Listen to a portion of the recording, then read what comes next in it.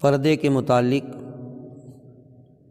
حضرت ابن مسعود رضی اللہ تعالیٰ سے روایت ہے کہ حضور علیہ الصلاۃ والتسلیم نے فرمایا، عورت عورت ہے، یعنی پردے میں رکھنے کی چیز ہے۔ جب وہ باہر نکلتی ہے تو شیطان اس عورت کو گھورتا ہے، یعنی کسی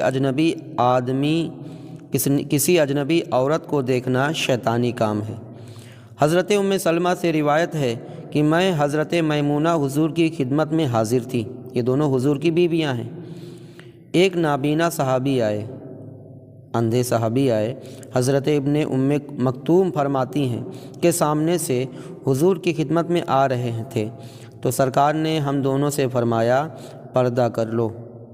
حضرت ام سلمہ فرماتی ہیں کہ میں نے عرض کیا، یا رسول اللہ، کیا وہ نابینا نہیں ہیں؟ یعنی وہ ہمیں نہیں دیکھ رہے ہیں، وہ ہمیں نہیں دیکھ سکیں گے۔ حضور نے فرمایا، کیا تم دونوں بھی نابینا ہو؟ کیا تم انہیں نہیں دیکھو گی؟ ترمذی شریف، ابو داؤد کی حدیث پاک۔ یعنی مرد کے لیے جس طرح اجنبی عورت کو دیکھنا ناجائز ہے، اسی طرح عورت کے لیے بھی اجنبی مرد کو دیکھنا بھی جائز نہیں۔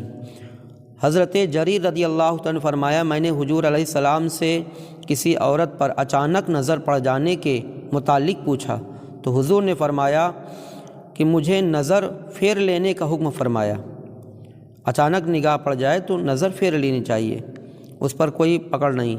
حضرت بریدہ رضی اللہ تعالیٰ عنہ نے کہا کہ حضور علیہ السلام نے فرمایا، حضرت علی سے فرمایا کہ اے علی، اجنبی عورت پر ایک نگاہ کے بعد دوسری نگاہ مت ڈالو کہ اچانک پڑ جانے والی پہلی نگاہ تمہارے لیے معاف ہے، دوبارہ